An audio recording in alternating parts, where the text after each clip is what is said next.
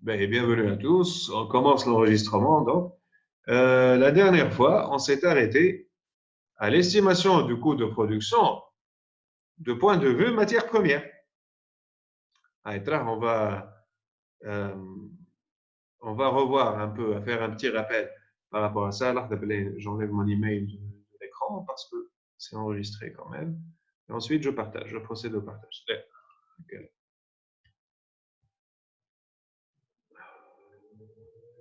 Mais, écran, voilà. Normalement, vous êtes en train de voir mon écran où il y a le cours, normalement, si tout va bien. Tu as plein écran. Voilà. Ben, si tout va bien, ça va. Sinon, s'il y a un problème de son, d'image, vous levez la main ou vous m'envoyez un message, comme d'habitude. La dernière fois, on a commencé l'estimation du coût de production. Et je vous ai dit que c'est la partie la plus intéressante de ce cours. Allez, parce qu'à ce stade, vous avez très bien maîtrisé, normalement, vous avez très bien maîtrisé le procédé de moulage par injection plastique. Tawa, on va mettre nos connaissances au service de l'estimation du coût de production. Bien sûr, chaque procédé, chaque produit a ses spécificités.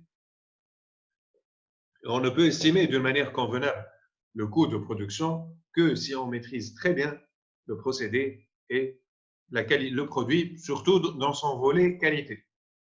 D'accord? Qu'est-ce qu'on est en train de faire? Au fond, on est en train de faire du commerce. Peut-être pas nous en tant qu'ingénieurs, mais là où on travaille, notre environnement de travail, après tout, c'est un commerçant. Il est en train de vendre un produit. Le produit qu'on va vendre, il est toujours régi par la loi, bien sûr, de l'offre et de la demande, mais surtout par le rapport qualité-prix. Le rapport qualité-prix, c'est le fond même de l'estimation du coût de production. Je peux avoir le même produit, moindre qualité, avec un coût largement supérieur à la qualité. Je peux avoir un produit de bonne qualité avec un prix qui correspond à cette qualité. Pour illustrer un peu cette idée, c'est un peu ambigu. Pour l'illustrer, je vais dans un supermarché pour acheter dentifrice. Je trouve plusieurs gammes de dentifrice. Parmi ces dentifrices, il y a un dentifrice de très mauvaise qualité, mais dans un très bel emballage. Il est vendu à 5 fois son prix de production. Il y a un dentifrice de très bonne qualité, il est vendu à son prix de production plus 20% de marge. Donc, il est moins cher que celui de mauvaise qualité. Comme tout. Donc, il y a la logique du marché et il y a la logique de la qualité. Le volet auquel on s'intéresse, je répète, allez, je passe par ce point. Le volet auquel on s'intéresse, nous, en tant qu'ingénieurs, ce n'est pas le volet estimation du coût pour le marché. Ce n'est pas notre métier. Il y a un autre service au sein de la société qui s'appelle le service marketing, normalement. Comme chaque fois, il a un nom particulier. Bon, ça ils ne veulent pas se présenter sous la casquette de marketing. Comme s'il fait du marketing, donc il est en train de faire ouais, sous forme technico-commerciale. Bref, les affinités. L'industrie, c'est pas. Ouais. Mais si vous en êtes conscient, mais ce n'est pas l'objet de ce cours. L'estimation du coût de production, mais je voulais attirer votre attention que c'est le coût de production par rapport à la qualité. Par rapport à la qualité. Rapport qualité-prix. Bien sûr, ça englobe tout le processus de fabrication, y compris les machines, main-d'œuvre, matières premières, et aussi la qualité. La finalité, c'est d'avoir un produit d'une qualité telle. Voilà, entre nous, à propos, toujours dans l'introduction. Ce n'est pas nécessaire que le but soit de faire un produit de très bonne qualité. C'est une ambiguïté à soulever. Mais plusieurs ingénieurs, avec l'enthousiasme, surtout lorsqu'ils sont jeunes, enthousiasme, rempli d'enthousiasme, c'est une très bonne chose. Cet enthousiasme, parfois, il peut aveugler. Et c'est dit, quand tu achètes un produit, quand je vais, oui, nous généralement pour acheter un de moindre qualité. Quand on va, quand je vais, comment dirais-je, quand je vais dans un marché public ou c'est reconnu, c'est connu, qui vend des choses de qualité moyenne. Et n'a qu'un client, comme étant un client. Je suis prêt à payer 1 dinar pour des lunettes. Ok, je suis prêt à acheter des lunettes à 1 dinar. Et je suis aussi conscient que ces lunettes vont être cassées dans une semaine. D'accord? Rien à chez randonnée, j'ai besoin juste de lunettes de soleil. Mais s'ils sont tombés, je ne veux pas sortir avec mes lunettes de soleil de 500, 600 dinars. Je veux des lunettes juste pour la randonnée. Mais je vais dans ce marché qui est réputé pour vendre des choses un bon marché. J'achète mes lunettes à 1 dinar, mais même si elles sont volées, elles sont cassées, il n'y a pas de souci. L'ingénieur qui a produit ces lunettes, on va changer de position. On va aller du côté de l'ingénieur qui a produit ces lunettes. Vous pensez qu'il va passer ses week-ends et ses soirées en train de penser à améliorer la qualité des lunettes qui vont être vendues à 1 dinar? Bien sûr que non. Bien sûr que non. C'est très important. Vous devez être familier avec la notion de mesure. Qu'est-ce que je suis en train de faire? Quelle est la qualité que je veux? Après avoir fixé ce que tu veux faire et la qualité que tu veux, tu commences à produire et à dimensionner et ainsi de suite. Sinon, je vais formuler en termes techniques, sinon on va tomber dans le problème de surdimensionnement, point de vue ingénierie, surestimation de point de vue coût de production. C'est clair, les notions, Inch'Allah, elles sont bien claires maintenant. Qui relève de l'activité industrielle en tant que telle. Comme je vous l'ai promis, ce cours, il est très orienté vers l'industrie. Le coût, il peut être coût matériel. Bien sûr, je ne vais pas m'attarder, ça, on l'a vu la dernière fois. Donc, juste pour vous rafraîchir la mémoire, le coût peut être par rapport à la matière première, par rapport à la matière recyclée, par rapport à la matière perdue, bien qu'ils sont en rapport, en quelque sorte. Le coût de ma pièce, il peut être lié à la main-d'œuvre, le salaire que je paie, le coût de la machine, le coût des outils, et ainsi de suite. Et la dernière séance, la dernière fois, on a élaboré le coût de la matière première avec le recyclage. Et je pense que j'ai bien expliqué le recyclage. Thomas, vous venez normalement en ayant révisé le cours de la semaine prochaine, bien évidemment. Donc, vous vous rappelez bien qu'on a fait le recyclage d'une manière très détaillée. Donc, je passe d'abord par le coût de la matière première. On estime le volume du shot. Je dis bien le volume du shot. Généralement, on a les datasheets ou les designs, ou les dessins, les techniques de notre empreinte, ou de notre shot, ou de notre pièce sont là disponibles normalement. Donc, à partir de ça, on peut calculer le volume du shot. Après avoir calculé le volume du shot, le shot d'ailleurs, il est constitué de pièces, runners et la carotte, screw en anglais. Après avoir calculé le volume du shot, on va on va chercher la masse volumique, peut-être qu'elle est disponible parfois. Si on connaît le matériau, si elle est disponible dans le datasheet, ou si elle a été prise en considération par celui qui a fait l'engineering du moulage. Et on a besoin de la masse volumique pour passer du volume à la masse. Est-ce que j'ai trouvé la masse du shot? Très bien. Une fois j'ai la masse de mon shot, je prends mon catalogue, voilà, j'appelle mes fournisseurs, voilà, j'appelle le service approvisionnement dans la société à laquelle je travaille. Est-ce que vous avez des fournisseurs de plastique chez la pomme? Ce monsieur, ce fournisseur, plutôt cette société, d'habitude, elle nous vend le pomme à quel prix? Voilà, société A, elle nous vend le pomme à 15 dinars par tonne, société 2, 30 dinars par tonne, société 3, 20 dinars par tonne. Mais qu'est-ce que vous choisissez? Qu'est-ce que vous choisissez? Vous choisissez quoi? 15 dinars, 20 dinars ou 30 dinars? Par message. Question rapide.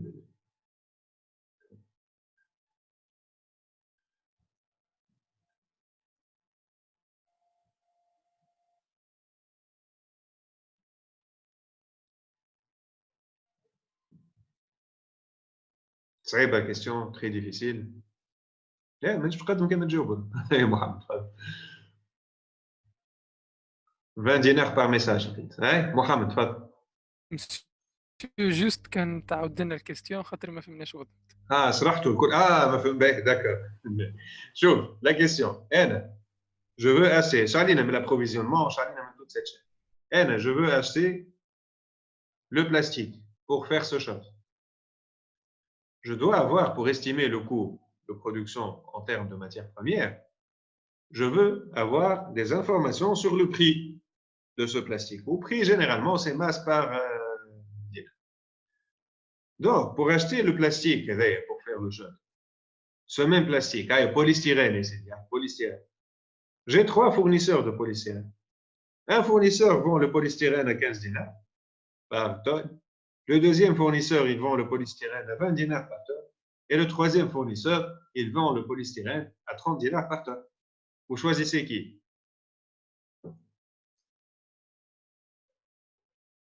Par message, la majorité répond 15 dinars. Et donc, je dois voir la qualité. Comme toi, voilà, c'est quand même par rapport à ce dont j'ai parlé à l'introduction. Peut-être, je dis bien peut-être, hein, c'est pas sûr. C'est pas sûr. Peut-être que celui de 30 dinars, le fournisseur de 30 dinars par tonne, son polystyrène, il est de meilleure qualité. Peut-être, peut-être, peut-être pas. Mais a priori, oui. Peut-être que le fournisseur de 20 dinars par tonne, il est de moyenne qualité. Peut-être que celui de 15 dinars par tonne, il est de mauvaise qualité. Très probablement, c'est le cas. Là. Quand le marché ne ment pas. Comme un dicton américain, il dit que money doesn't lie. L'argent ne ment pas. Bien évidemment, le marché il est régi par l'offre et la demande. Donc, celui qui vend à 30 dinars, si son produit il est de mauvaise qualité, match un simple consommateur avec un joli boîtier de dentifrice, il peut être leurré. On parle de gens professionnels. On parle de gens professionnels. Donc, OK, ils vendent son polystyrène à 30 dinars par kilogramme, par tonne. Si c'est de la mauvaise qualité, personne ne va acheter de chez lui. Il va rabaisser les prix. Donc, c'est normalement la logique du marché impose généralement, je dis bien généralement, que 30 dinars par tonne est de très bonne qualité, 20 moyenne qualité, 15 mauvaise qualité. Je dis bien généralement. Et je regarde la qualité que je veux, la qualité que je désire. Si je désire faire des produits de très bonne qualité, je choisirai bien évidemment le 30 dinars par tonne. Sinon le 20 dinars, sinon le 15 dinars. Comme la logique de démarche interne, c'est de l'ingénierie. C'est le fond même de l'ingénierie. C'est très, très important. Très, très important. Inch'Allah, تكونوا فهمتوا.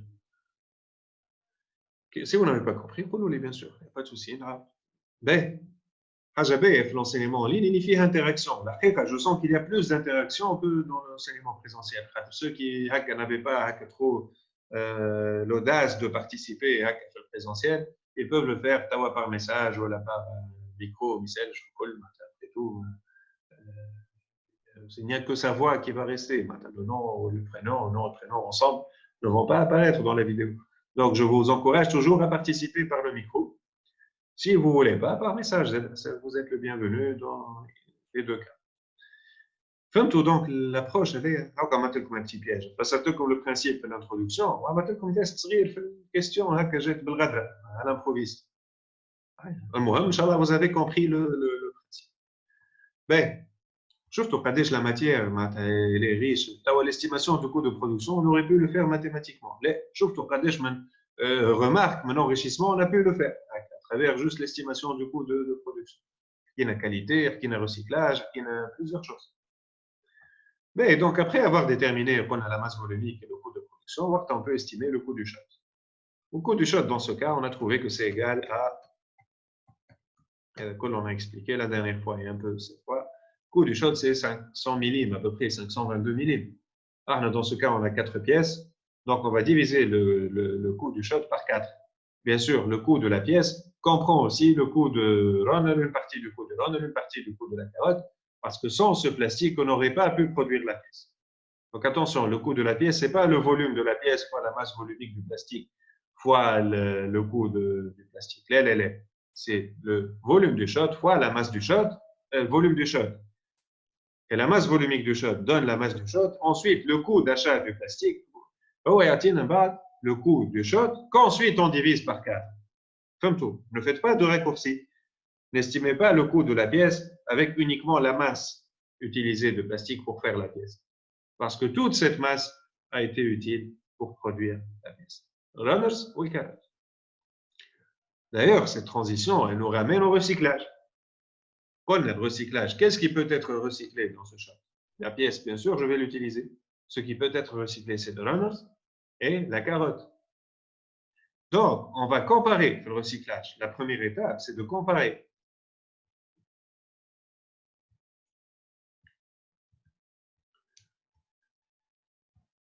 Khalif, des notions de base. Le recyclage, c'est délicat là aussi. Je sais que ce n'est pas facile de le comprendre. Recyclage, il faut suivre cette démarche. Déjà, on a une comparaison. C'est une comparaison entre. Le graphique, on peut se permettre. Entre deux choses. Le graphe, d'ailleurs, je roule la vidéo. Le fond même du recyclage. Entre la limite imposée par le client et ce qu'on peut recycler.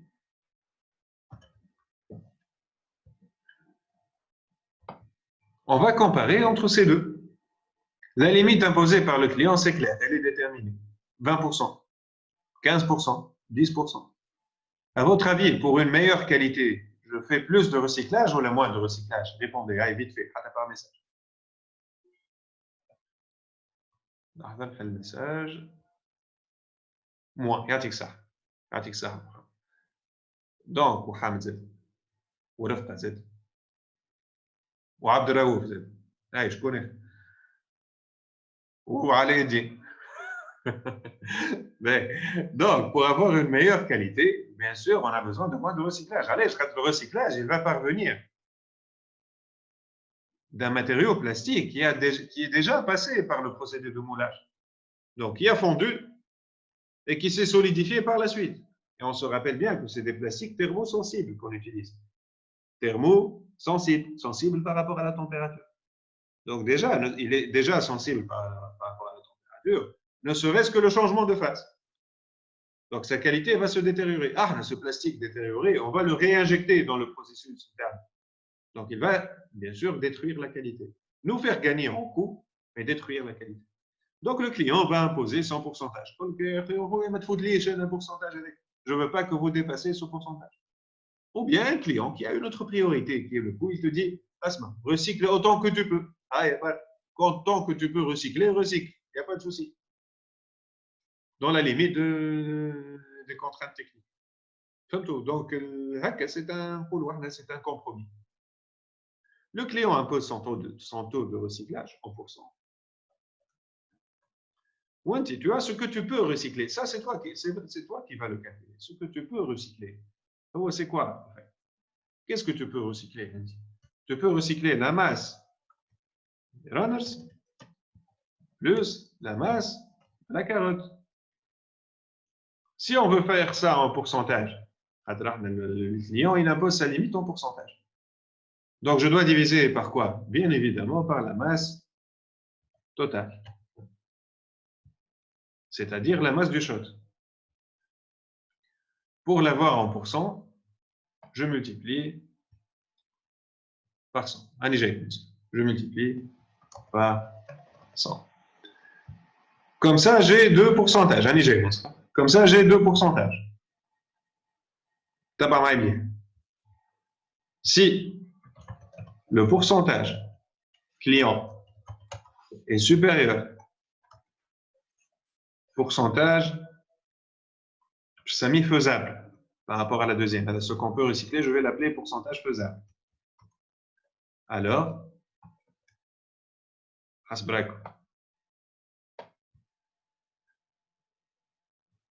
je recycle tout. Si le pourcentage du client est supérieur au recyclage faisable, c'est-à-dire ce que je peux recycler est en dessous de l'exigence du client. Je n'ai pas dépassé l'exigence du client, donc je recycle tout. je recycle tout, absolument tout. Donc, je vais considérer le pourcentage que j'ai calculé ici. Moi, je recyclage 100%, attention, recyclage 100%, c'est-à-dire que toute la matière provient du recyclage. Ce que je recycle tout, c'est-à-dire masse ranus plus masse carotte sur masse shot fois 100. C'est-à-dire masse ranus plus masse carotte.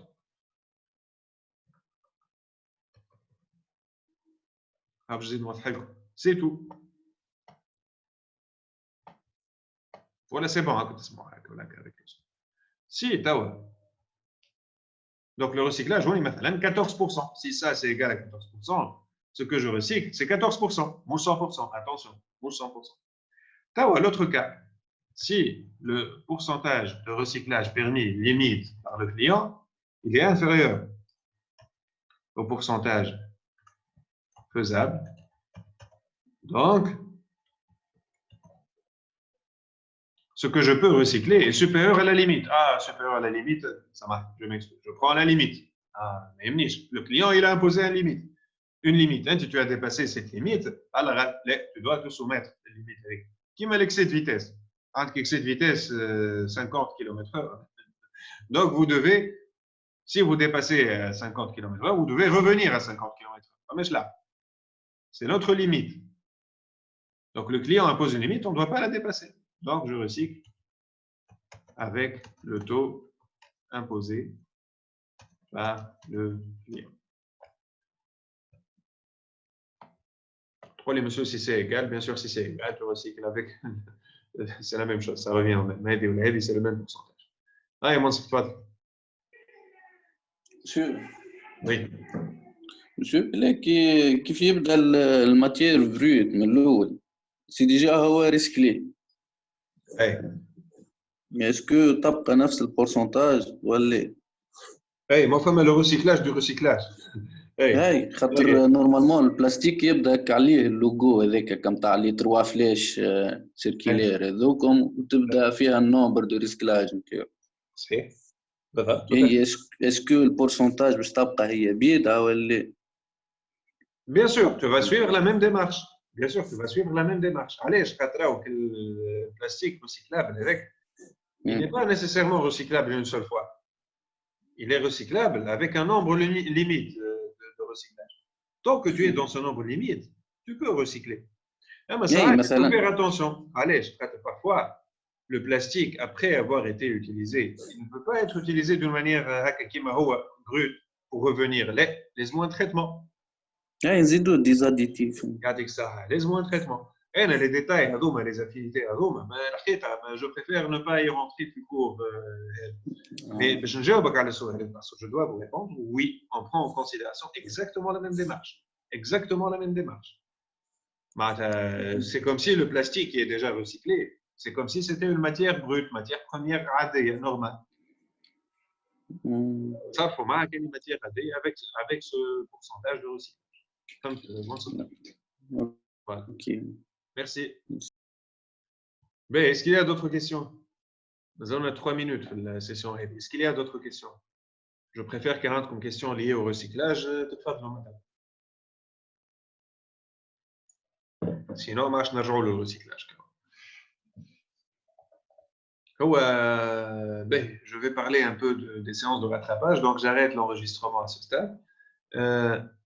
شوف بالنسبه للسيونس دو راتراباج خلينا نثبت قداش عندي من سيونس مازال كي معاكم خاطر ماذا بيا نخدم لكم تي دي الحقيقه احنا عندنا دي تي دي في الكور هذا خدمت لكم دي تي دي او فور اي ميزور دو كور عندكم معناتها دي تي دي كوريجي موجودين كي عنده الكور يعرف فوالا احنا نورمالمون il nous reste une semaine donc ça va il y a pas de souci jeudi inchallah je vous envoie le TD. Oui, comment il la semaine prochaine, Inch'Allah. Ah, mais il enregistre. Ah, message. Il enregistre toujours. Hein. Donc, la semaine prochaine, Inch'Allah, je vous envoie le. Donc, la semaine prochaine, je vous envoie la correction. Plutôt, la semaine prochaine, on va faire le TD ensemble. Je vous envoie l'énoncé du TD normalement dans quelques jours. Et ça sera notre dernière séance, mais je vais vous accompagner plus tard Ça sera plus tard, après la semaine prochaine, c'est obsolète. Vous voulez venir ou pas, c'est votre décision. Il n'y a pas de souci. Ce que je vais faire ne sera pas dans l'évaluation, examen ou autre. Mais Michel, on garde contact ensemble pour pouvoir continuer le suivi pédagogique. Ben,